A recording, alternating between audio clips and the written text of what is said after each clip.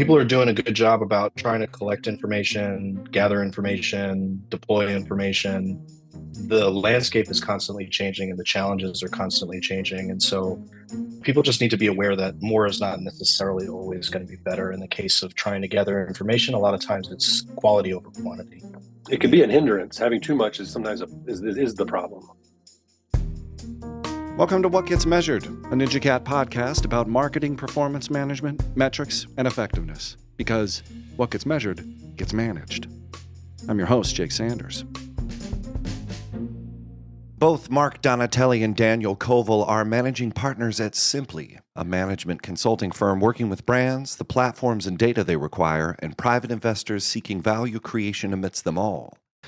Daniel has been a management strategy consultant, a director of global media operations, and has a degree in economics from the University at Buffalo.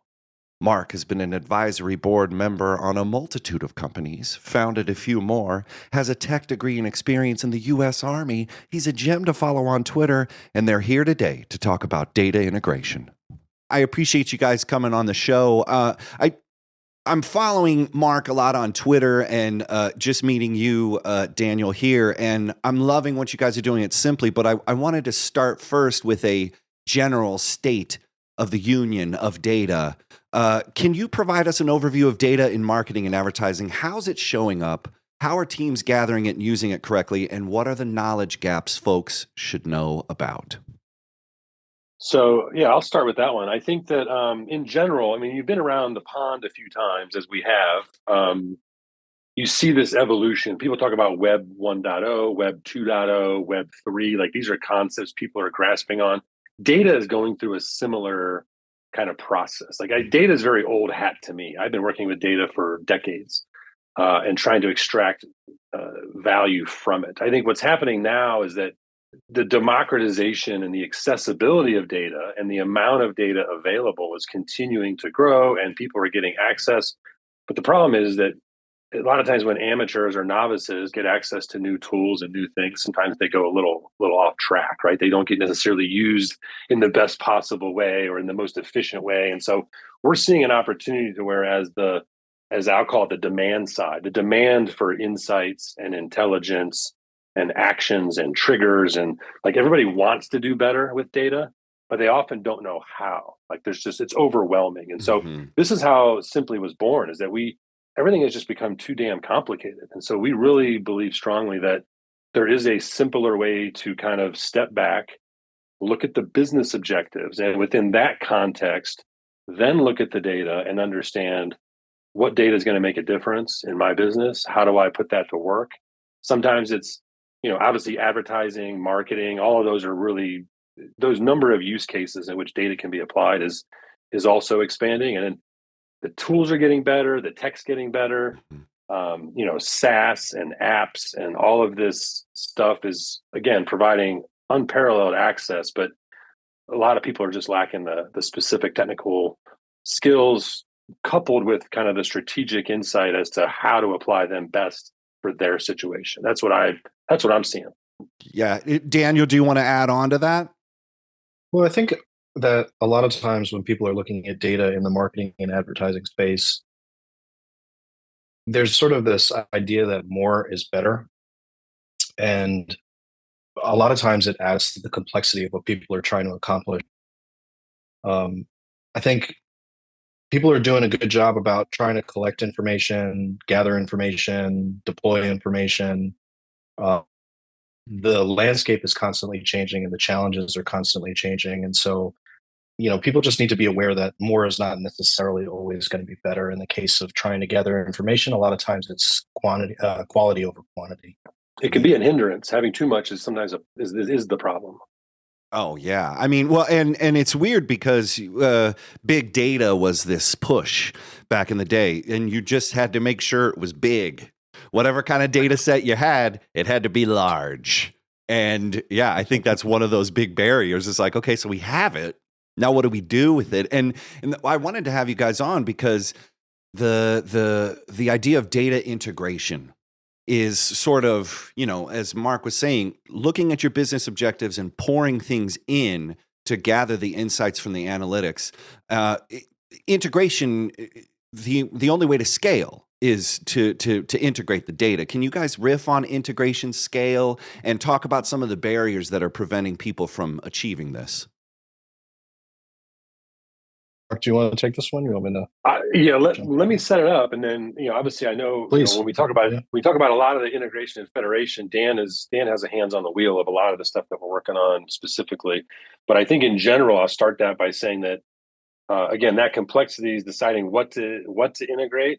There's been platforms like CDPs and marketing data platforms and APIs, like all of these different things make up kind of this data layer. Like it allows the data to flow. The challenges that we've seen is that again, the complexity is overwhelming.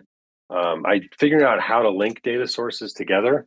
Having data that's complete and accurate and of high quality that meets governance and compliance requirements. Like there's a lot of filters and check boxes that have to be kind of looked at within the context of how are we going to do the integration plan. And so that's something that people really struggle with. Can I do this? Should I do this? But in terms of the plumbing and stuff, I mean, Dan, the what would you say about the value of like how do we really bring the value through on this integration and federation? Like there's point to point, there's like using a central platform. There's a lot of different ways to do it. Like what do you think? Well, I just think loosely speaking that people tend to underestimate the difficulty in integrating, scaling, deploying data solutions, and sort of assessing what it's going to take for them to get to A to B. And the second thing that tends to come up quite a bit is that people end up being under resourced midstream through a project. So they've started down a path, they're trying to figure something out, they've got a tech provider that's kind of presenting them with, oh, this is exactly the great big shiny object that I'm looking for to fix all my problems. And Right. what they realize when they get into the thick of it is that they're going to have to do a lot of the legwork themselves, and that can be very challenging for businesses. It also can also put them in a position where they're not prepared to finish what they started, and that is something that I think that we see quite a bit. Yeah. And I was reached out to Mark originally about this, and he mentioned data integration as part of a data federation. And besides sounding like something out of Star Trek, what do these terms mean to you? And what are the use cases that you're talking about in regards to these terms? Sure. I mean, I can't speak for Mark, but I love the Star Trek reference. I think it's great. I just almost want to say like engage. Yeah, totally. Um, Make it so. but right, make it so, number one. But the data integration is really just an end goal of any federation exercise. And so when you're talking about federation, it's really just like a data integration exercise that lets whoever is asking a question about multiple data sources have their hands on their fingertips, have that data right at their fingertips. And so most of the time businesses are looking for a single source of truth. There's a statistic that says something like on average enterprise businesses have 40 different data sets that they're maintaining in order to manage their day-to-day operations. And so like anytime that you have a question within a business that spans more than one of those sources, you're looking at some kind of a mapping exercise that requires you to be able to kind of bring all that stuff together. And so the goal with any of these data federation exercises is to pre-build those connections so that they're faster and that they're easier to access and that they're less labor intensive for people who are trying to kind of get access to it. But data federation can exist in two kind of different ways. You can have data federation inside of your organization, let's say through like a payment system or a marketing system and a customer success platform. Or you can have like a more comprehensive, complex external set of sources, which is essentially what people are talking about when they're buzzing about things like clean rooms and data partnerships. And so it's important for people to just kind of remember that federation isn't the only solution. It's not something that needs to be built as an all or nothing model. Clients like are often trying to architect solutions through things like data warehouses, which are technically something a little bit different than a federated data source. Yeah, But the use cases matter a lot. I think in the terms of a consumer advertising, media, measurement centric world, federation means, oh, we need an identity layer. We've got to be able to deal with the ATT and the cookie apocalypse, and like there's a whole set of business and marketing drivers that say, hey, maybe that means we need to federate all the stuff related to media spend, trafficking. How do we measure those campaigns? How do we understand that? Whereas if it's a different kind of company that's a field sales led B2B organization, federation may not involve any media data. It may involve, the customer journey tracking, and it may involve the publisher sourcing of leads. Like there's a bunch of different ways that the words federation and integration, I mean, these are just like verbs, right? Right. They get applied differently in B2B and B2C. Even in the case of, we had a client that was in the e-commerce space, and we were having this incongruence between trying to figure out like, well, why is the inventory say one thing and then the inventory on the site says something different? And then, are we missing sales because of stockouts? Like, how do we, that requires a data federation strategy. Like, how do you federate the different parts of your silos? And it doesn't have to be all at once. It can be, what's the most pressing problem? How do you simplify it? Where do you start? And how often are you seeing taxonomy be an issue, like a barrier? Like this person's saying this means this person's saying that means that, like boom, bam, data clash, data mess, data mash. Taxonomy 99% of the time ends up being an issue for clients. Taxonomy, data governance, there's this good in, good out, garbage in, garbage out. And a lot of times people build solutions that solve a problem for right now, but they're not really strategically designed to deal with the scaling of an organization. Mm-hmm. And so the taxonomy ends up being an issue. But what's interesting is that it's not just taxonomy, which is really facilitating communication between a system, but there also ends up being this communication breakdown between departments within an organization where people just don't understand different functional areas. So, I mean, in principle, that's kind of all very much intrinsically related. Yeah. So yeah, there's definitely to add to that. I think that one thing that comes to mind for me is that when you think about how, like, for example, sales and marketing, like the terms they use, like what is a lead? Like that sounds like the dumbest question in the world, right? No, it is not. It's one of the most important questions that we ask when we talk we're working with a marketing department, and they have also a sales team that they both maybe roll up in the org to the same like chief revenue officer, right? But how sales ops operates and how marketing ops operates and how the data layer is communicated between those two, and what terms are used. What is the status of that lead? Where did that lead come from? Is it qualified? Like all of those stages all have to be very thoughtfully planned out. And a lot of times, to Dan's point, people don't think strategically about it. They think about right now. They don't think about, okay, well, once we add 2 or 3 different media channels to the mix, does this taxonomy we've built stand up? Will it dynamically flex to enable us to continue to collect data, track data, and measure data? Can we tell the CRO, oh, you see these slow deals in the pipeline? These all came from this particular publisher, or these all came from this particular campaign, or these are the ICPs that we seem to have a longer sales cycle with. Like, how much did we spend to get those leads? Like, are we getting a return on those fast enough? There's a lot of these questions that the revenue people have that sometimes marketing's like, oh, I don't know. I brought them to the front door. They filled out the form. They're marketing qualified. So we threw them over the fence, and then all of a sudden sales is in a tailspin.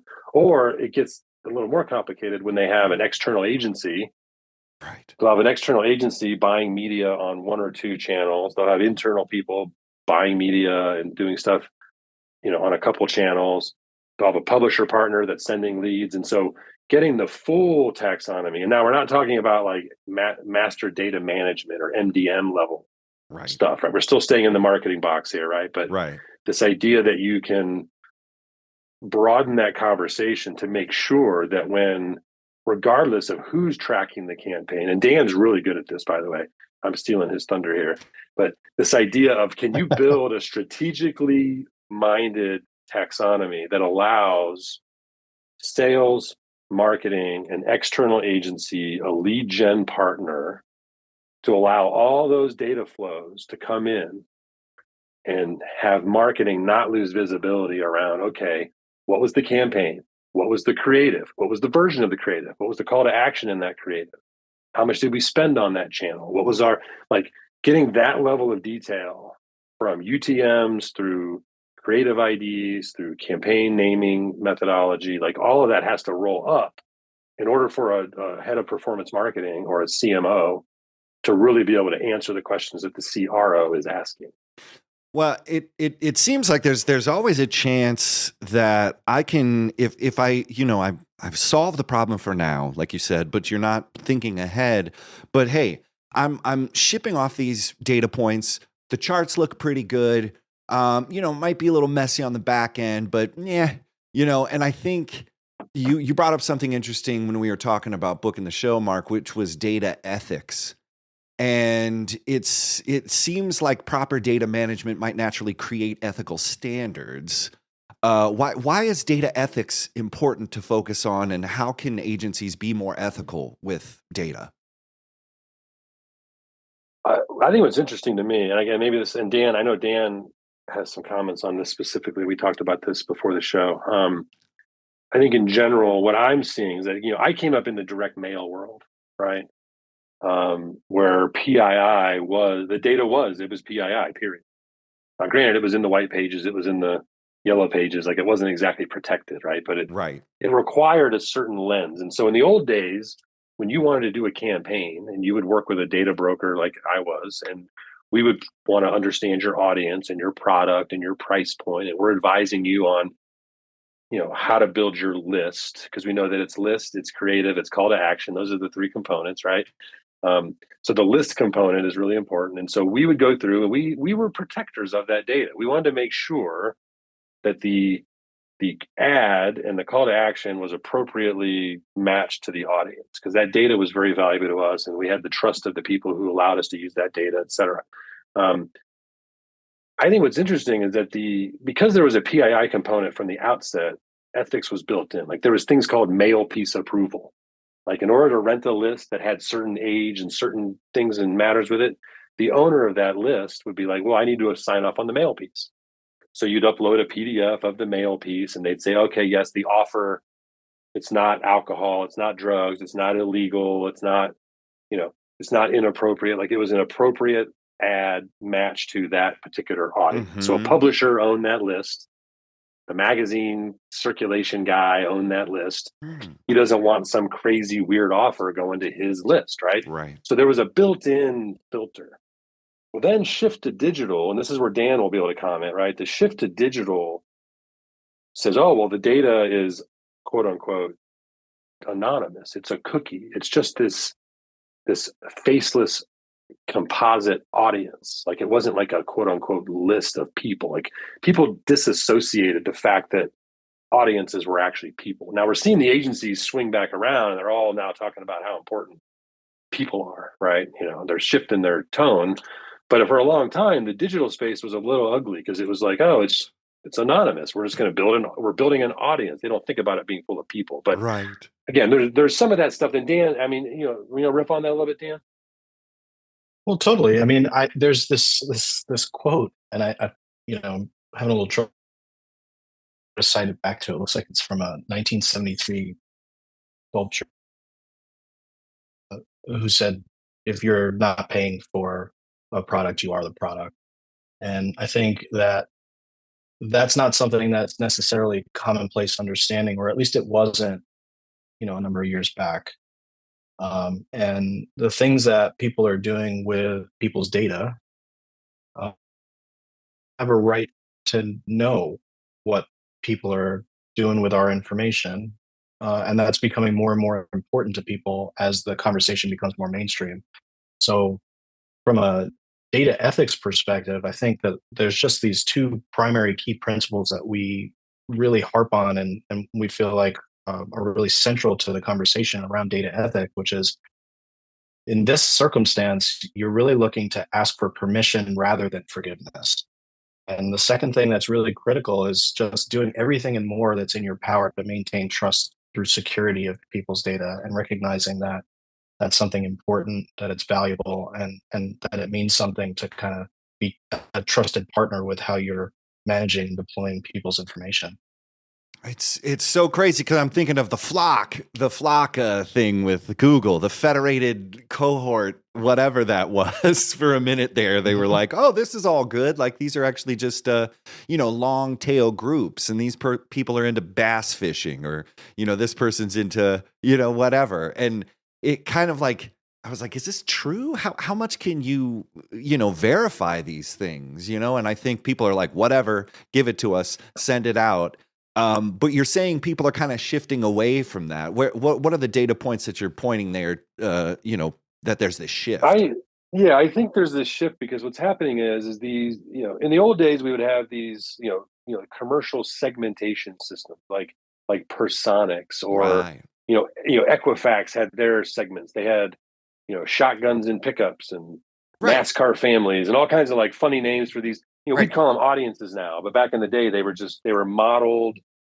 You take a seed, you'd look at all the variables, behaviors, and demographics, which is public record data, and then they would build those clusters and say, oh, here's people that have the most things in common, and then therefore they would make this leap into, oh, well, they happen to enjoy fishing, so therefore we can take this audience. And so I think that the flockas, the federated cohorts, like all the different things that people are trying to do, they're trying to find a way to maintain compliance is what they're trying to do. They're trying to maintain compliance by obfuscating or aggregating at a level that protects remember discoverability or re-identifying. We're all now that's the way, but now people are starting to look at things in a different way to where they're like, hey, we don't mind putting data in like in these safe rooms, but they're gonna salt them. Like they're gonna obfuscate data in there and mix it all up and then hash it a second time so that it's hashed and it's salted and hashed again. And so it can't be rediscovered, which now allows you to do a lot of interesting things. Again, primarily driven on the idea of keeping people privacy safe from a doxing and a rediscovery, but also keeping it safe from like a security and a compliance and government overreach standpoint. But that doesn't answer ethics. To me, ethics comes down to, should you do it? Is it Right. appropriate to do it? Does it make sense to do this? I was in a conversation on Twitter a couple of days ago. I was on vacation, but I was still on Twitter a couple of days ago, and someone was asking about, oh, hey, I'm trying to get an email list for kids to download a game. And I'm like, hold on a minute. Let's define leads. He said leads, and they said, let's define kids. So let's start defining these terms back to semantics and taxonomy, right? Let's understand what you're saying. Okay, under 13, big no-no. 13 or 13 to 16, a different gray area, 18 gray area. And oh, by the way, email prospecting is kind of icky anyway. Like that died out years ago, right? You shouldn't be doing that. It's not a good best practice. These are ethical things to where just because someone sends you an email that says, hey, do you want, I get one every other day. Hey, a list of 10,000 HubSpot administrators, $500 to buy this list of emails. Is it illegal? Kinda, sorta. Is it ethical? Definitely not. Now working with a publisher, if I went to CNET and said, hey man, I want to run a campaign, and you tell me that you have people interested in enterprise software, productivity, CRM, great. I'll give you my creative, I'll give you my content, I'll give you my CTA. CNET is going to send a campaign prospecting out to their subscribers. That's an ethical way to do like email prospecting, for example, is through a publisher that has that trust and has that opt-in. Acquiring or downloading, scraping emails, like all of these things, using emails as an identifier, scraping emails to use as an identifier and to link things, that's a little less icky, maybe. But doing it to actually reach out and you've seen your own inbox, right? Oh I yeah. have six inboxes and they're all dumpster fires. Why would any marketer in their right mind think that's a good idea? Well, and To go rent an email list and just blast. It just makes no sense. you bring up a really good point. Ethically. You bring up a good point, which is this disconnect marketers end up having, anybody in the business of getting people's attention to buy something. We forget that we're consumers too. We forget that we're hanging up on spam calls. We forget that we're ignoring cold emails, but yet we're being forced to send cold emails. We're being forced to get those mailing lists. It doesn't matter. Come hell or high water, I want it. And it seems like the animus to get the business done overrides ethical considerations. Do you guys want to rap about that and how we kind of forget that marketers are consumers sometimes? Compliance is about legality. Right. There's all types of governance. We all know CCPA, GDPR. Oh, yeah. COPA. All right. EPIC.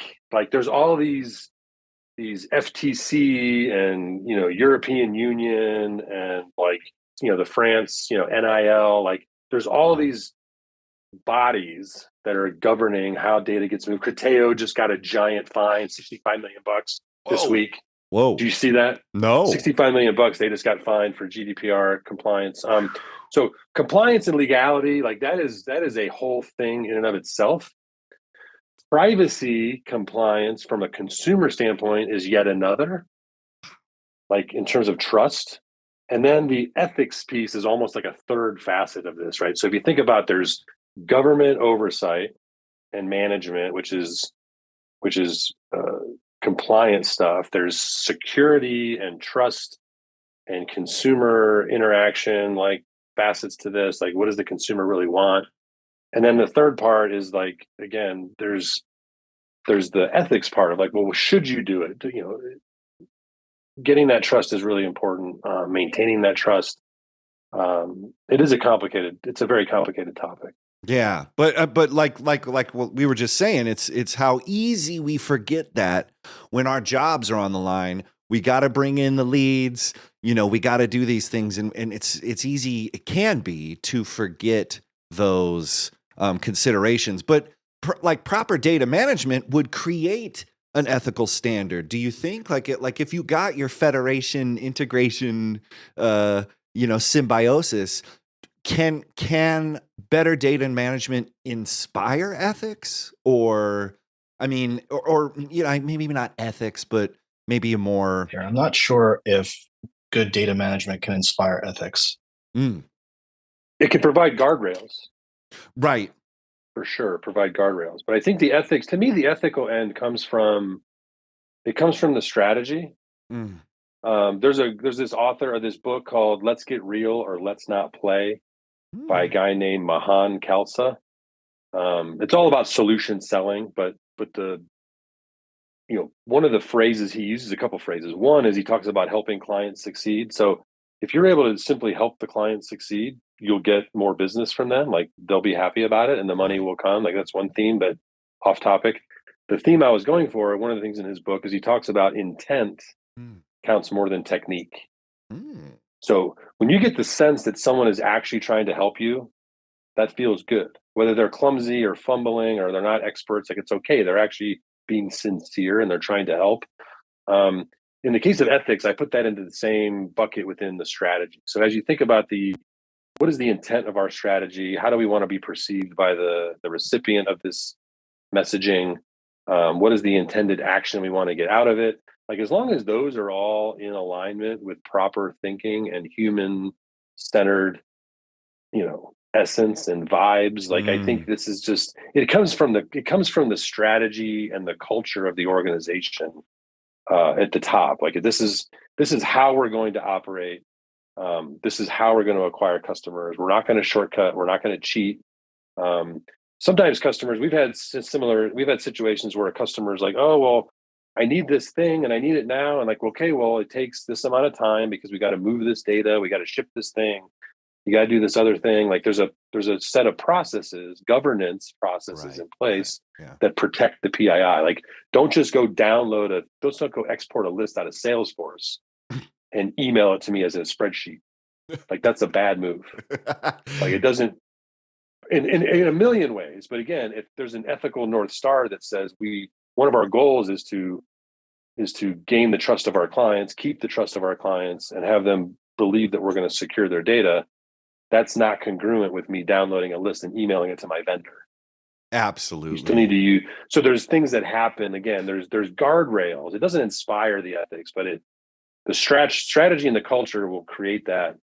But then and it may show up in the brief or somewhere else, but I think generally it's going to be at the culture and strategy level. The guardrails may come in the design of the data layer and the data flows.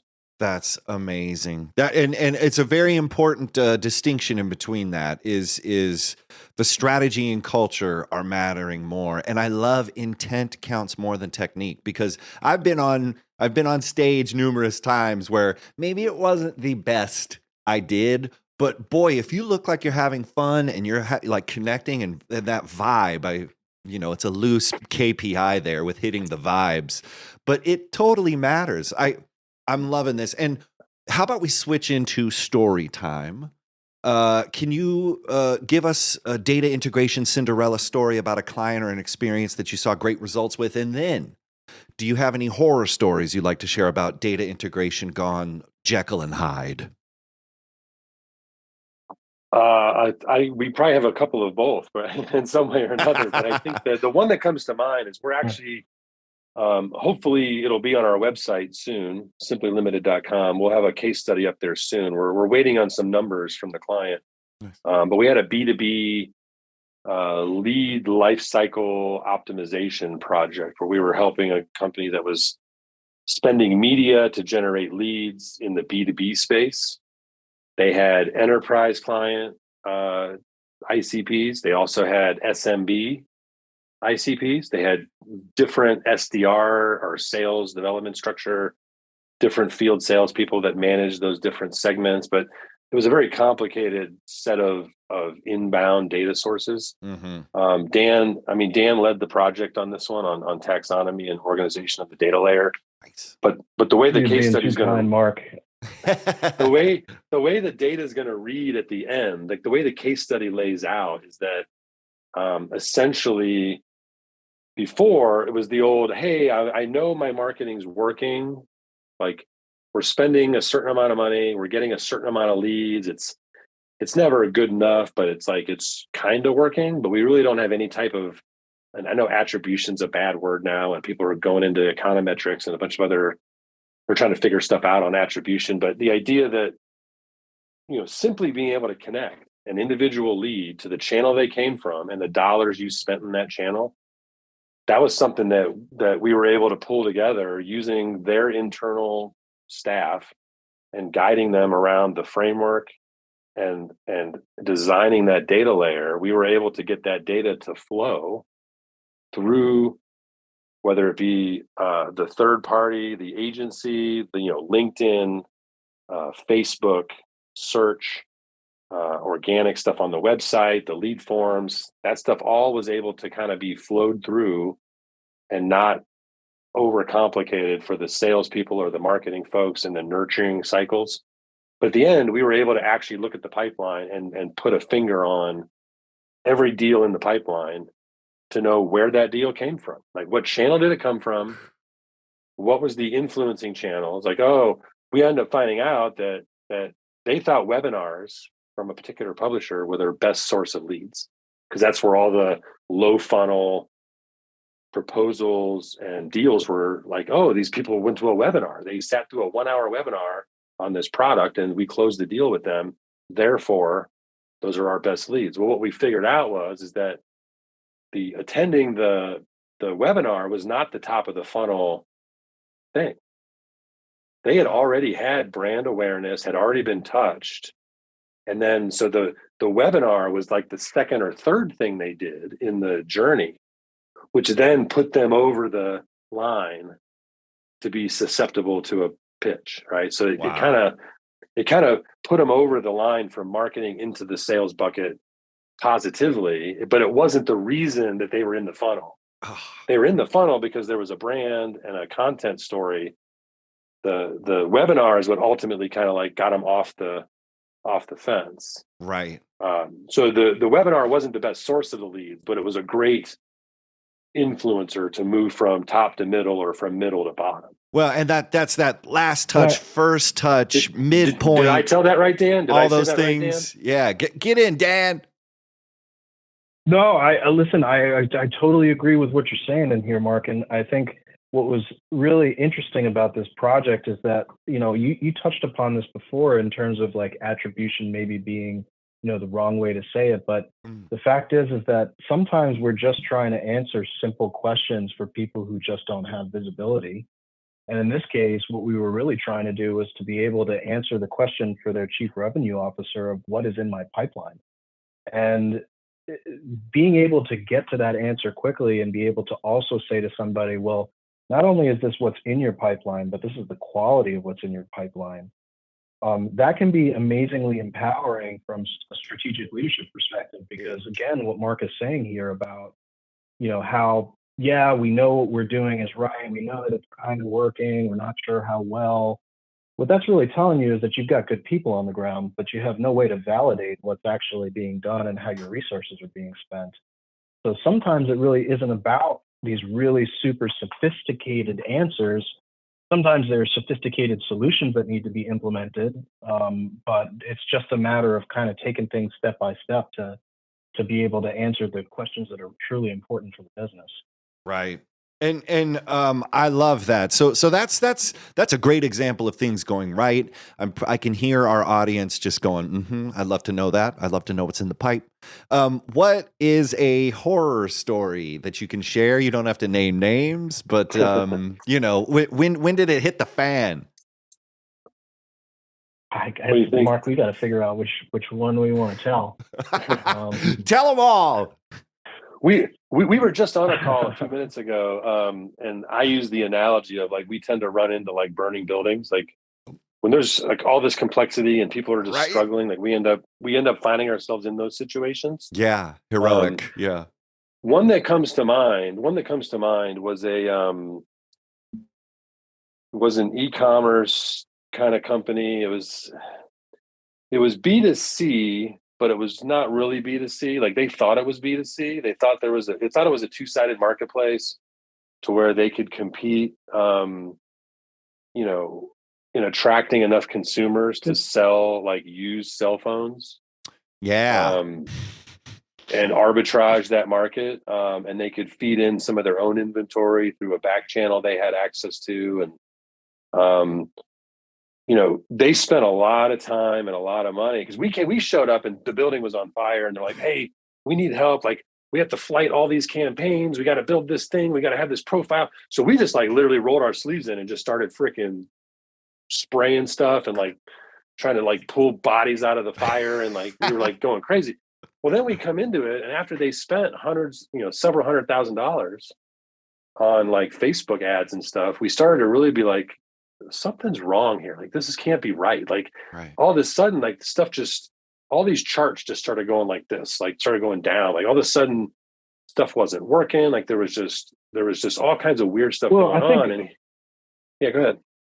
And I'll let you kind of keep, you know, riffing on this, but I think what we realized was that they were selling products, but then a lot of it was coming back. You know, we saw like a lot of stuff was getting returned. Those sales were happening, but then it stopped because, to your point, the product, not the phone necessarily that they were buying, but the product is the customer experience, right? How does the website work? How does the app work? Does the shipping, like you get some random email in your box that's like not branded, like that has the shipping notification. Like there was a lot of things broken in the product, and the product being the process. Like it's a marketplace. Like that's probably where you were going, right, Dan? Like the product wasn't right. We knew 100%. Something was wrong. It was all we on the didn't see that right at the bat. Yeah. We didn't see it at first. Yeah. Wow. I mean, and you can't, because what happens is that you can't see it at first, because what happens is that a client comes to you with a problem and has a certain objective. They kind of know what it is that they're trying to accomplish. So in this particular case, they're just saying, well, we need to grow, we need to get bigger, and we need to do it fast. And you're like, well, okay, like, let's get in there and start taking a look at what's happening. And at the same time, let's start building. And before you kind of really have a grasp as to exactly what the issue is, you're growing, but not realizing whether or not your organization is prepared to scale. It just seems like that happens a lot. I'm just thinking, like, most people are just saying, we got to sell stuff. And you're like, yeah, but you have so many issues downstream, in-stream, in-house, out-house. We had a client that said, hey, we're going to stand up. We're doing a system migration. We're going to change our service desk. We want to stand up a CRM. Like, we have all these plans. We're like, great, we can help you do that. So we go in there and start looking at it. We're like, hold on, slow down. The system integrator that was recommended to you by your software company is not doing a very good job. So we need to go back to square one, and we need to start at the very beginning and look at the product. And the product is the customer experience.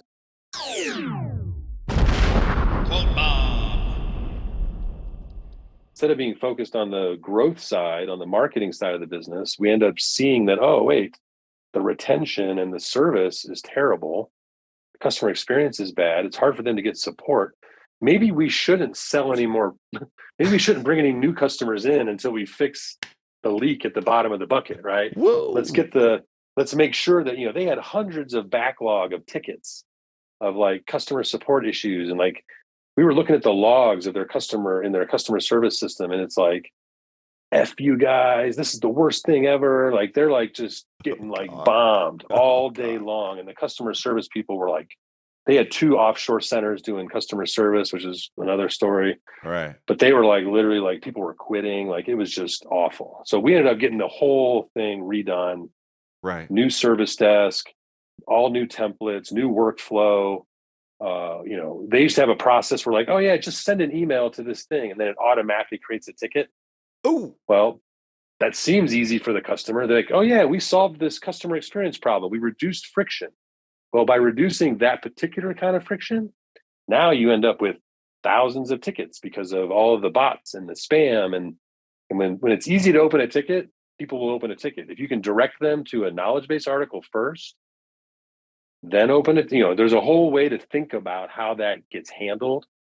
And so those are some of the nightmares that we show up to do job A, but we realize that doing A is not going to do anything unless we do B and C first. So we have to kind of reorder stuff sometimes to help the client succeed. Man, well, and so it leads into this next question, which I would imagine is knowledge of self is the answer. But what's your one piece of advice for the audience about data integration? If you could take everything we've shared today, what's just like that bumper sticker piece that you could give somebody? Just oh, by the way, what would your one piece of advice be? Yeah, just from my perspective, data integration is hard. It takes work, and it requires a whole lot of planning and can be extremely costly. So you really want to be sure about what you're trying to achieve, and to think about the amount of time and resources that you have to be able to dedicate to getting it right, because you really don't want to have to go back and do it twice. Yeah, it's always expectations. For anybody always. It's always about expectations. So for anyone who's considering a data integration exercise, it's really important to understand what the business case is that you're trying to achieve, and then try to quantify if the juice is worth the squeeze, especially if things go wrong.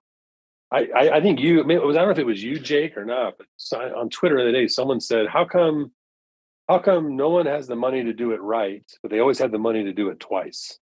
Is that you that said that? No, but I love that. Somebody on Twitter said that yesterday. They always have the money to do it twice, but they never have the money to do it right. And so we like to do things right. And so, the expectation, like some of the things that do some research, right? I mean, I saw a stat the other day that said most companies that have acquired a CDP have actually acquired 2 CDPs, because they acquired one, It didn't work right. So then they moved. So they used, again, if they'd have thought about it ahead of time, the first time, they would have had a better experience. One. Two, CDP implementations always take longer. If you talk to, like, I'm on a regular set of panels and stuff, and one of the panels I'm on has a bunch of like industry people on there that are doing implementations either themselves or with integrators. Right. And I want to say, I don't know if it was Pfizer or one of the pharmas was implementing a CDP. Was supposed to take 6 months. They're like 22 months into this, and it's not done. And they're on their second system integrator. Like, so again, biting off too much, like you know, if your requirements are too big and too complicated, they need to be pared down and prioritized. Yeah. Not all CDPs are equal. Not all data warehouses are equal. Like, there's turnkey solutions that really aren't turnkey. Like, everybody's just got to put on their common sense hats and say, okay, let's talk to some experts. Let's do some research. Like, how long does it really take? Like, right. When I implement a use case, like, I know when we did the segment implementation for a client, a CDP, segments like, oh yeah, we have this 6-week quick start program. We give you a sales engineer. They meet with you we're going to set up a 2-hour meeting every day for like 3 weeks. And then we're going to spend 3 weeks meeting once a week. And then you're done. Ta-da. 6 weeks. They're telling people they can put a CDP in 6 weeks. And it is an absolute not true. There's no way. Zero way you can implement. I mean, you could turn it on, but it's not going to do anything. You can sign the contract and like put your credentials in, but you're not going to see value. It's going to take that's the biggest thing is people need to get their expectations right around what am I doing? What am I trying to do? How long do I really think it's going to take? And actually think about the details, like the iceberg conversation has to happen.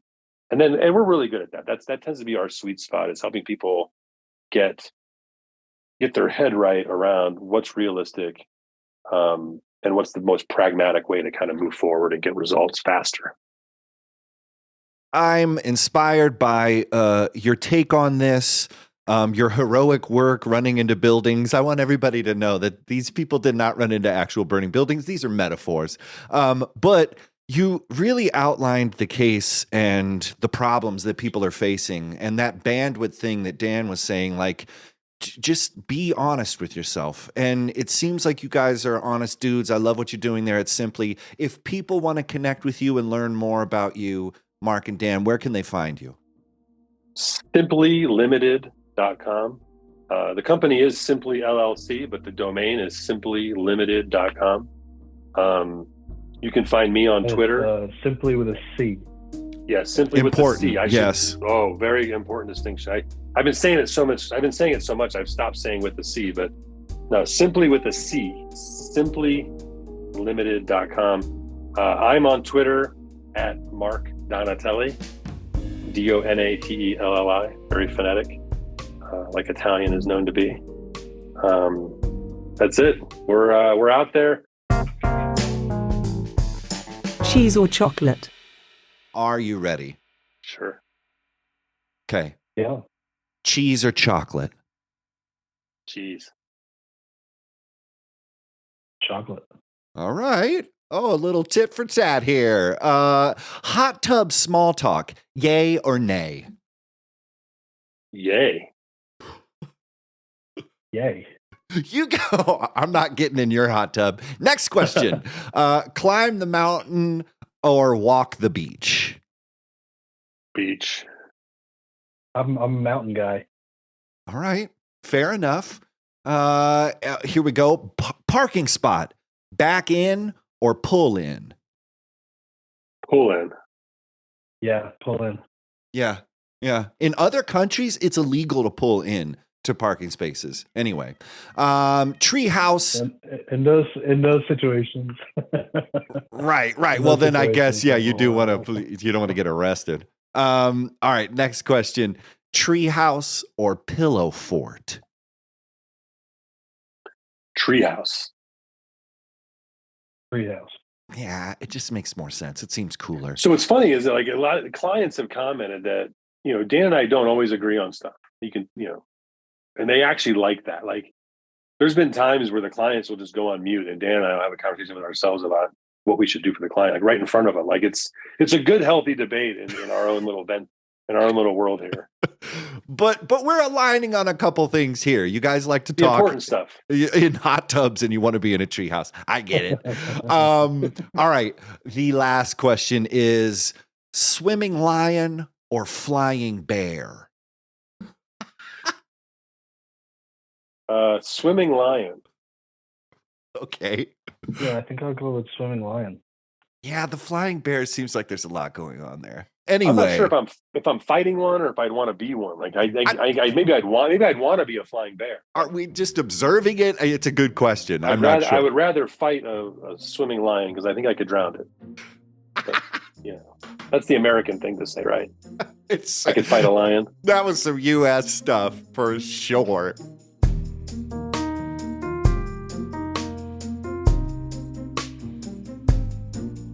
What Gets Measured is a Ninja Cat podcast.